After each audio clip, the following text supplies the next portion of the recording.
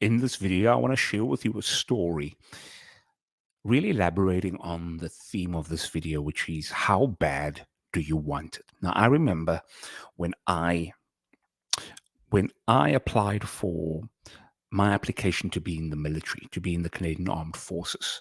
It's always been a dream of mine, and after COVID, it was now a perfect opportunity for me to go ahead, or rather during, actually before COVID, in March. Um, I decided to do the application. And as a kid, or rather not as a kid, as a guy in my 30s, of course, I've always used to train, right? And I used to get big and bulky, and I used to have a lot of muscle and fat at the same time, and I used to look very swole. But it was unhealthy because my blood pressure was consistently high. Now, I'm sharing this with you because when I applied for the Navy, we do our medical exam, and it took around 18 months for the whole process from start to finish for me to actually get into the Navy and start basic training. And a part of that process was the medical. And because it took so long, and now finally I get to do my medical, I didn't want anything to get in the way for me to go through this process successfully. So I did the medical, and part of the medical is where you do a couple of push-ups, they do a couple of sit-ups. You just want to see your basic movement and function. And then also part of it is doing a blood pressure test. Now I was nervous because I knew I I typically always have like high blood pressure. And a part of it is also because whenever I'm in a doctor's office and they check my pressure, it's always high because of something they call white coat syndrome. Whenever you're in a doctor's office and you see a doctor, your blood pressure shoots up. I'm sure some of you know what I'm talking about. And typically, it shoots up when you're in a doctor's office. And I used that excuse to when they tested my arm, and I said, you know what? I think I've got white coat syndrome, and that's why it's high.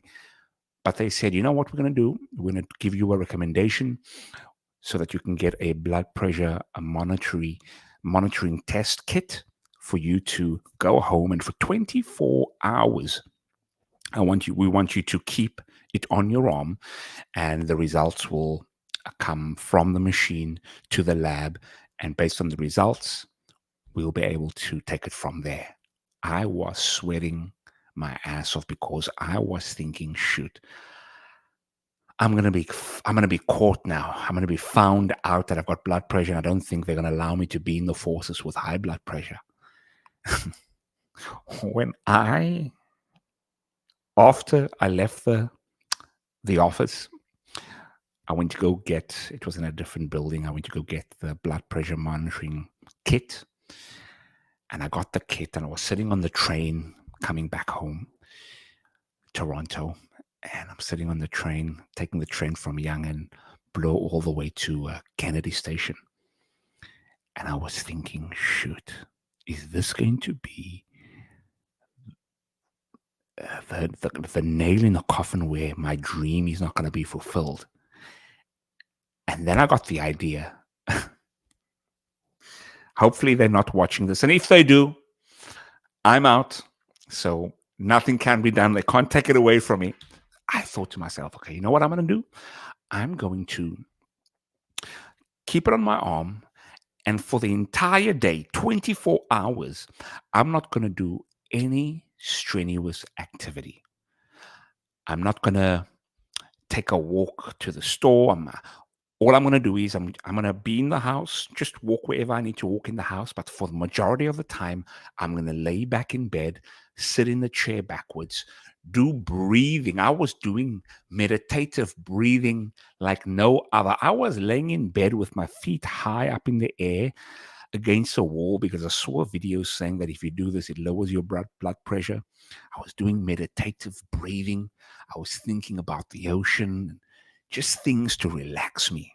I was crazy to get this result to a positive. So, and so with this machine, I think it was every 5 or 10 minutes, the machine scrunches your arm for a reading, and then it lets go. And now can you imagine this? Every 24 hours, every 10 minutes, it crunches the arm. And whenever it crunches the arm, I get nervous. My hands start sweating because I know this reading is one of the readings that's going to contribute to the overall reading. But I'm breathing like a monk. I'm just doing everything I can. And surprisingly, whenever that reading went off and I saw the reading, I'm like, that's good. Let me start breathing again. For 24 hours, of course, during my time sleeping, I couldn't really have active conscious awareness of it. But long story short, it was positive. My blood pressure was normal because of what I did. Now, I'm not advocating doing that, but I really want us to come to a conclusion of this video to ask the question, how bad do you want it? Now, that example might be, it might be a comical example, but it was one of the examples that for me, I will remember because it will always remind me that if I want something really bad, I will sacrifice. I will do what I wouldn't normally do. Now, of course, we're not advocating anything illegal. You know what I mean? But you get the idea, right? My question to you is, how bad do you want it? Really think about it right now. If you are spending 2, 3, 4, 5 hours gaming, you in your 30s, you've got no job, you're smoking weed, you're living in a basement, and you're playing games, how bad do you want it? Clearly, you don't want it bad enough. Even if you are 16 years old right now. But Randall, we are kids. We should live our lives. Hey, if I knew what I knew now, I would start my success journey as soon, like I would have started it when I was 16, figuring out, okay, you know what are some ways I can make money? What, how am I going to use my time to improve myself physically right now? Because I tell you why. When you start doing things at an early age, you remember the habits when you are younger. It's like an investment. You put $5 every day, and the first year to first 5 years, you don't see massive results. But the compound interest starts when it's 20 years, year 25. And similar to you starting to work out at an early age, you may not see the results when you are 16, 17, 18, 19, 20, but you will see the results when you're older. Why? Because you've cultivated those habits. And now it's on autopilot. And now all of a sudden, you in your 30s wondering, man, I'm living the life I dreamt of because of that compound interest that I'm now finally seeing the fruits. You see, success, it doesn't happen overnight. It doesn't. It has compound interest. It's the small things we do every single day. And one day you wake up and you on that yacht or you in your dream car. And of course, material material things is not the parameter for success. However, if you are broke, you're going to be in slavery. You may not be in shackles like the people back in the day, but you're still in slavery. I'm talking about your health now. I'm talking about your wealth, and I'm talking about your mindset. Let's start the small tasks from an early age so that you can really see the compound effect when you are older. How bad do you want it? That's the question. If you haven't already, make sure to subscribe. And if you want to go further on, check out the description below into the Driven Army, as we can go deep.